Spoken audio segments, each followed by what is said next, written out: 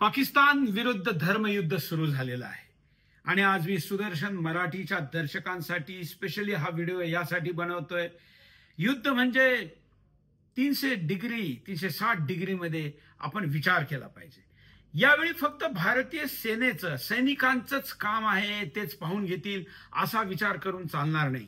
मी 5 प्रमुख मुद्दे तुमच्या पुढे मांडण्यासाठी विशेष करून आता आलेलो आहे। पहिला, सीमेच्या पलीकडच्या पाकिस्तान बरोबर सेना लढतीये, आर्मी लढतीये, त्याचे जवान लढताय आणि ते लढतील, जिंकतील यावर आमचा पूर्ण विश्वास आहे, काही संदेह नाहीये, काही मनात प्रश्न नाहीये। परंतु सीमेच्या आतला जो पाकिस्तान आहे त्याच्यावर तुम्ही नजर ठेवायची। या मिनिटाला या देशामध्ये 1 कोटी पाकिस्तानी मागच्या काही दशकांमध्ये येऊन बसलेले, इथं बायका केलेले, त्यांचे मुलं जन्माला आलेले अशी संख्या आहे। ते पाकिस्तान परस्त आहे हे सांगण्याची गरज नाही। या ठिकाणी जी गद्दारांची मोठी संख्या आहे त्याच्यामध्येही मोठ्या प्रमाणामध्ये पाकिस्तान परस्त आहे।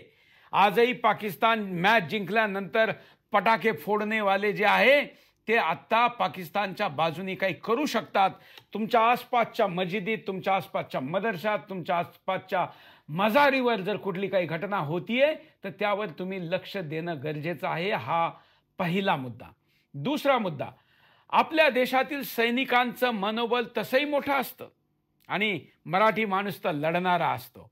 आपण सगळ्यांनी त्यांचं मनोबल कसं वाढेल त्यांच्यासाठी आपण आपल्या आराध्याला ज्यावेळी प्रार्थना करू आपल्यासाठी त्यावेळी त्यांच्यासाठीही करू।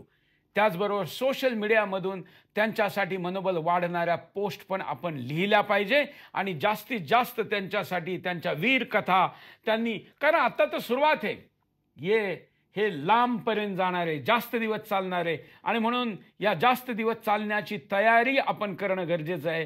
ती तयारी आपल्या वतीनं सैनिक समर्थनासाठी करायची आहे।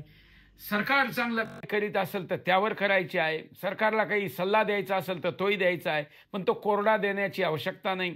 रणनीती या अनेक बैठका होतात, अनेक एक्सपर्ट्स लोक त्याचं इनपुट घेतात, काही देशांची सहमती घेतल्या जाते आणि मग या गोष्टी केल्या जातात। त्यामुळे आतताईपणा करून पण चालणार नाही। अन्य वेळी आपण आक्रास ताळलेपणा आक्रोशामुळे करतोय आणि तो स्वीकारपणा असतो, पण यावेळी युद्धाच्या स्थितीमध्ये आपण आहे आणि सगळा देश एकत्र राहून सरकारच्या, सेनेच्या, सैनिकांच्या मागे उभा आहे हा संदेश जाणं गरजेचं आहे। दुसरी बाब। तिसरी बाब, या मिनिटाला मोठ्या प्रमाणामध्ये मिसइन्फॉर्मेशन, चुकीची माहिती, जाणून बुजून फैलावलेली गलत माहिती ही आपल्याकडे येईल, ज्याला आजकालच्या भाषेत टेक्निकली फेक न्यूज म्हणतात। अशा फेक न्यूजवर भरोसा करू नये। त्यासाठी सुदर्शन सारख्या ऑथेंटिकेट वाहिनीवर पाहावं। मी आज दिवसभरात अनेक लोकांचे सोशल मीडिया पोस्ट पाहिले, कुणी ब्रिटनमधून केली, कुणी ऑस्ट्रेलियातून केली, कुणी हिंदुस्थानातून केली, की या मिनिटाला आम्ही 2च चॅनल पाहतो, एक पाकिस्तानी आणि दुसरा सुदर्शन हिंदुस्थानी। आमच्याकडे आम्ही पूर्ण प्रयास केलेला आहे का आमच्या सगळ्या सोशल मीडिया, मराठी असो, गुजराती असो, बंगाली असो, आमच्या हिंदी सॅटेलाईट चॅनलवर असेल, सगळ्या इंग्लिशमधल्या वर्ल्डवर असेल, सगळी इन्फॉर्मेशन आम्ही फॅक्ट चेक करून देतोय। कारण ही सूचना इन्फॉर्मेशन वॉरफेअर सुद्धा आहे।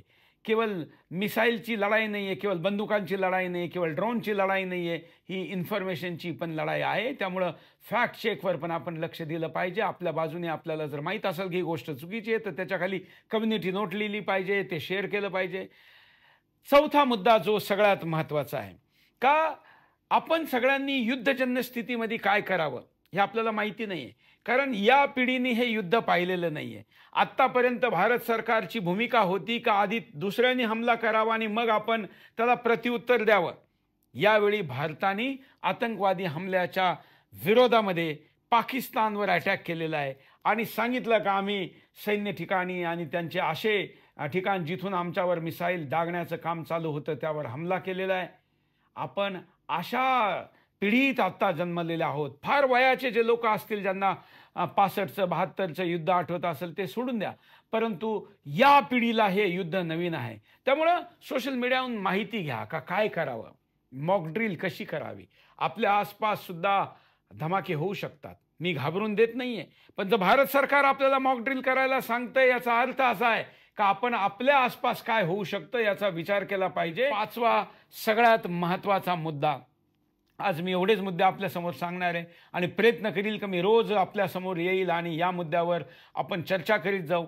कारण हे पहा, सामान्य दिवशी जगण्याचं जीवन वेगळं असतं आणि असामान्य दिवशी जगण्याचं जीवन वेगळं असतं. हा जो युद्धाचा पिरियड, ह्या असामान्य पिरियड आहे. त्यामुळे या असामान्य पिरियडमध्ये आपण आपल्या परिवाराची काळजी घ्या.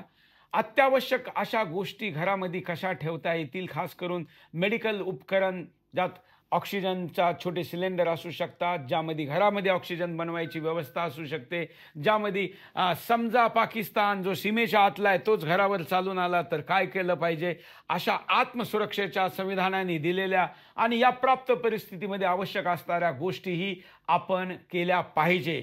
आपल्याला 2.5 मोर्चे की लढाई, 2.5 मोर्चाची लढाई लढावं लागल, असं आपले जे भारताचे पूर्व सेना प्रमुख होते, ज्यांची हेलिकॉप्टर ॲक्सिडेंटमध्ये मृत्यू झाला, ज्याला मी हत्या मानतो, CDS बिपिन रावतजी यांनी 2.5 मोर्चा म्हणलं होतं. परंतु माझ्यासाठी खरं म्हणजे सीमेच्या बाहेरचा पाकिस्तान हा अर्धा मोर्चा आहे, सीमेच्या आतला पाकिस्तान हा पूर्ण मोर्चा आहे. त्यामुळे सध्या तरी 1.5 मोर्चाची लढाई दिसतीये.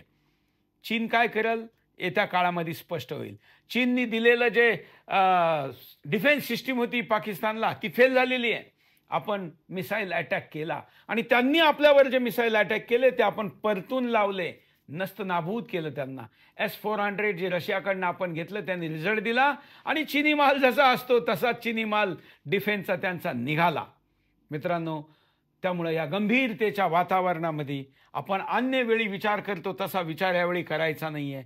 वेगळा विशिष्ट विचार करून आपण या मुद्द्याला लक्ष द्यायचं आहे. मी सुरेश चव्हाण के, आमची सुदर्शन न्यूजची सगळ्या भाषेची टीम, मराठीची टीम या सगळ्या विषयात तुम्हाला अपडेट देतच राहील. आपण एकत्र जुळू. तुमच्याकडेही काही माहिती असेल तर आम्हाला संपर्क करा. नमस्कार. जय महाराष्ट्र, जय हिंदू राष्ट्र.